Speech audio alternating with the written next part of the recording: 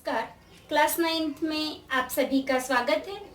हमने इसके पूर्व में जो दो घुलनशील द्रव उनको कैसे पृथक करना, जल और एसीटोन के मिश्रण को पृथक करने की विधि देखी थी, और अब हम यहाँ पर वायु के घटकों का पृथक्करण पढ़ने जा रहे हैं। तो सर्वप्रथम हमें यह जानना जरूरी है कि वायु के घटक कौन कौन से आप जानते हैं, लेकिन एक बार रिमाइंड हो जाए कि वायु के घटक कौन से, क्योंकि हमने अर्थ में पढ़ चुके हैं इसलिए आप जानते हैं। तो वायु के घटक होते हैं नाइट्रोजन, यानी N2 में जो लिख रही हूँ यानी नाइट्रोजन जो कि लगभग 78% होती है। फिर इसमें होती है ऑक्सीजन जो कि अप्रोक्सीमेट 21% होती है। इसी के साथ इसमें कार्बन डाइऑक्साइड 0.03% पाई जाती है, और इसके अतिरिक्त कुछ अन्य गैस है जैसे आर्गन जो है आर्गन, ये 0.1% आर्गन, इसके साथ अन्य कुछ गैसें भी सम्मिलित होती है। साथ में जो है वाटर वेपर, जलवाष्प भी इसमें रहती है। तो ये वायु के कुल घटक हैं। तो कुल मिला के ये वायु है, यहाँ पर ये गैसें इसमें व्याप्त है। ये वायु जो वातावरण में, एटमॉस्फेयर में है। इस वायु से इन सभी घटकों का, नाइट्रोजन, ऑक्सीजन, कार्बन डाइऑक्साइड और आर्गन को कैसे अलग अलग करना, उसके लिए अब हम देखेंगे कि इस प्रकार से ये एक पृथक्करण यंत्र जो है, इसमें वायु के हर घटक अलग अलग निकाले जाएंगे। यहाँ से सर्वप्रथम जो वायु है, ये छानक जो लिखा हुआ है, छानक यानी इसमें बहुत महीन छिद्र जिसमें वायु के साथ थोड़ा डस्ट भी होती है, तो धूल आदि के कण जो है ये रुक जाएं और केवल वायु जो है इसमें प्रविष्ट हो सके।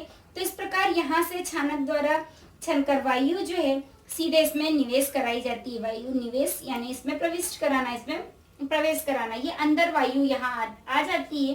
अब इस कॉलम में क्या होता है, इसके ऊपर ये जो दिख रहा है, यहाँ से प्रेशर डाला जाता है, दबाया जाता है उसको, वायु को, यानी संपीड़ित करना। वायु पर प्रेशर डालना, दबाव डालना यानी संपीड़ित करना। तो यहाँ पर वायु को संपीड़ित किया जाता है। यहाँ लिखा हुआ है दबाव में वायु, यानी इसके द्वारा इसको दबाया जा रहा है, पिस्टन द्वारा इसको दबाया जाता है। अब ये वायु संपीड़ित हो गई, और ये संपीड़ित वायु जो है यहाँ से निकलती है और इस कॉलम में आती है। यहाँ पर हमने ये एरो मार्क जो लगाया हुआ है, इसका मार्ग दर्शा रहा है कि वायु यहाँ आ रही। गर्म वायु यहाँ पर इसलिए लिखा गया है क्योंकि वायु को संपीड़ित तो किया, लेकिन ये जो वायु भेजी जा रही थी सामान्य ताप पर थी, यानी एक प्रकार से ये गर्म है, कुछ ताप इसका अधिक है। तो ये गर्म वायु हुई। ये गर्म वायु जब यहाँ पर आ रही है इस कॉलम में, तो इस कॉलम में जो है ये आप इस प्रकार से देख रहे हैं कि कुछ सर्कल के साथ में ये मुड़े हुए पाइप लाइन डली हुई है, और इस पाइप में यहाँ से जमा हुआ शीतल जल, यानी बर्फ के रूप में ये शीतल जल, ठंडा जल जो है इसमें प्रविष्ट कराया जाता है, और इतने प्रेशर के साथ में इसको भेजा जाता है कि ये प्रेशर के साथ ये आगे बढ़ता जाता है। और ये गर्म वायु जो है इस शीतल जल के संपर्क में आती है। ये पाइपलाइन जब ठंडा है, बर्फ है, तो उसके साथ इसके संपर्क में जब वायु आती है, तो ये वायु जो है ये शीतल हो जाती है, ठंडी हो जाती है, और ये ताप अंदर का जो पाइप है इसका वायु का ताप ग्रहण कर लेता है, और ये बर्फ और ये शीतल जल के रूप में यहाँ से लगातार बाहर निकलता रहता है। इस प्रकार इसको लगातार प्रविष्ट कराया जाता है ताकि ये तापमान इसका लगातार कम होता जाता है। तो अब यहाँ पर क्या हुआ, वायु ठंडी हो गई। यहाँ तो वायु को संपीड़ित किया था और दबाया था, अब यहाँ पर वायु को शीतल किया। इस प्रकार शीतल संपीड़ित वायु क्योंकि अब ठंडी भी हो गई और संपीड़ित यानी उसको प्रेशराइज भी कर दिया गया है। तो इस शीतल संपीड़ित वायु जो है इस कॉलम में आ जाती है, और ये कॉलम जो है यहाँ पर ये पृथक करने वाला कॉलम है।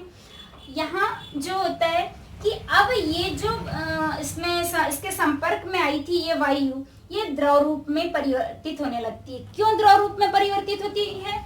क्योंकि ये इस पे जब दाब और बढ़ाकर और ताप कम करके उसको, गैस को एक अवस्था से दूसरी अवस्था में परिवर्तित किया जा सकता है। तो गैस रूप से अब क्या, किस रूप में आती है? ये द्रव अवस्था में आने लगती है। तो इस प्रकार यहाँ ये द्रव अवस्था में आ जाती है। इसी के साथ साथ चूंकि कार्बन डाइऑक्साइड जो है ये बहुत जल्दी इसका हिमांक कम होने के कारण ये जल्दी जमने लगती है, यहाँ पे जल्दी ठंडी होने के कारण इसके साथ छोटे छोटे कार्बन डाइऑक्साइड के कण जो है बर्फ के रूप में जमा हो जाते हैं और ये शुष्क कार्बन डाइऑक्साइड भी यहाँ इसके साथ में आती है। ये सभी गैसें यहाँ आ रही है। अब हमने देखा है कि जल के ऊपर बर्फ तैरती है। आपने देखा होगा कि एक गिलास में जब हम शरबत बनाते हैं और उसमें कुछ बर्फ के आइस क्यूब्स डालते हैं तो ये आइस क्यूब्स जो है ये बर्फ जो है ऊपर तैरते रहती है। ठीक उसी प्रकार जैसे मैंने कहा कि कार्बन डाइऑक्साइड जो है ये बर्फ शीतल इसका हिमांक कम होने के कारण बहुत जल्दी जमने लगती है, तो इस बर्फ के रूप में इसके कण जो है छोटे छोटे बर्फ के रूप में परिवर्तित होते हैं और ये वायु अन्य गैसों के साथ द्रवित अवस्था में जो गैसें आ रही है उसके साथ यहाँ आते हैं। अब ये द्रवित गैस से जो है द्रवित अवस्था में जो आई वो यहाँ पर जमा हो जाती है। द्रवित वायु जो है ये इस कॉलम में यहाँ जमा होती है, लेकिन ये बर्फ कार्बन डाइऑक्साइड जो कि शुष्क बर्फ के रूप में आई वो इसके ऊपर यहाँ पर तैरने लगती है, जमा हो जाती है। तो ये शुष्क बर्फ जो है ये ऊपर तैर रही है, इसको यहाँ से बाहर निकाल लिया जाता है। इस प्रकार शुष्क बर्फ के रूप में कार्बन डाइऑक्साइड जो है ये निर्गत हो गई है।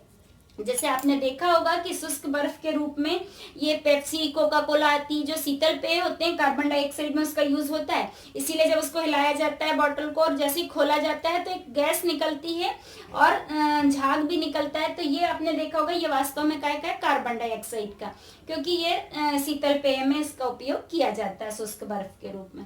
तो इस प्रकार कार्बन डाइऑक्साइड जो है ये शुष्क बर्फ के रूप में यहाँ पे निर्गत हो गई। तो एक गैस तो जो है इसमें से ये पृथक हो गई।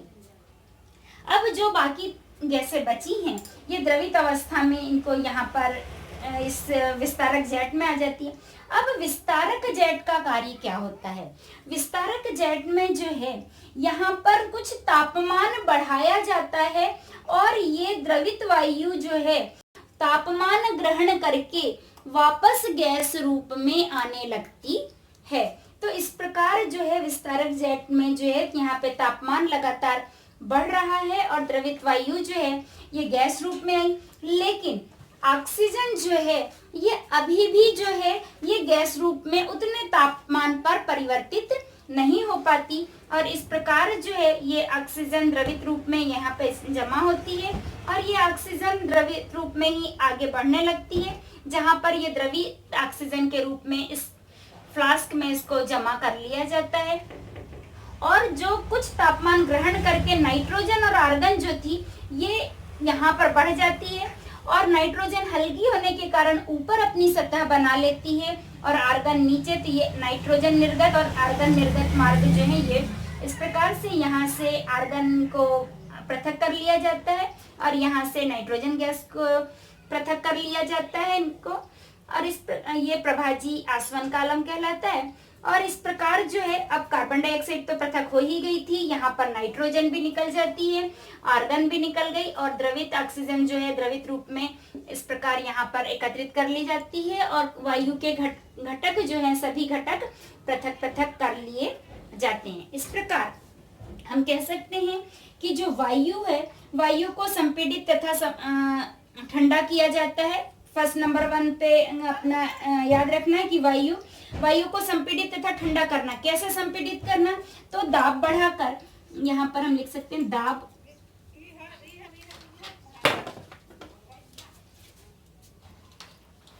बढ़ाकर, यहाँ पे क्योंकि हमने दाब बढ़ा दिया था, दाब बढ़ाकर एवं तापमान कम करके। यहाँ पे क्या कर रहे हैं? वायु का ताप कम कर रहे हैं हम, तापमान कम करके, ताप कम करके वायु को संपीड़ित और ठंडा किया जाता है दाब बढ़ाकर और ताप कम करके।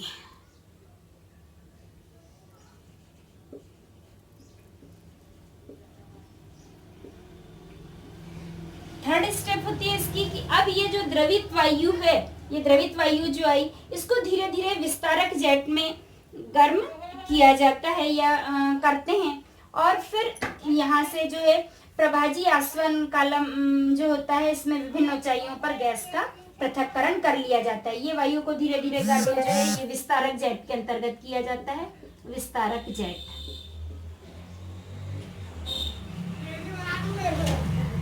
यहाँ वायु गर्म करते हैं और विभिन्न ऊंचाइयों पर जो है यहाँ पर गैस को पृथक कर लिया जाता है। इस प्रकार वायु के घटकों से विभिन्न घटकों का पृथक्करण किया जाता है। ये हमने आज देखा। जय हिंद, जय भारत।